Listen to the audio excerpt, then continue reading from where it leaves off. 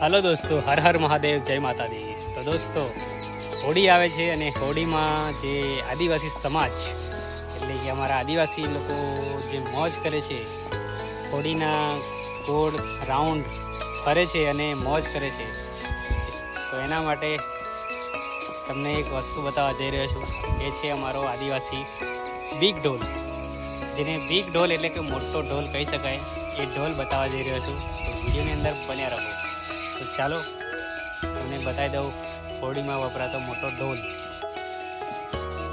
ઘરની અંદર મૂકીએ છે.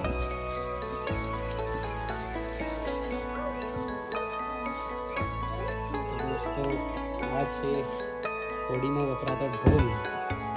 એને બિગ ઢોલ કહી શકો છો, મોટો ઢોલ કહી શકો છો. તો દોસ્તો, આ દોરડું બાંધ્યું છે, તે આ ગળામાં લટકાઈને પછી આ ઢોલ વગાડી શકે છે. તો બહુ મોટો ઢોલ છે દોસ્તો, જોઈ શકો છો.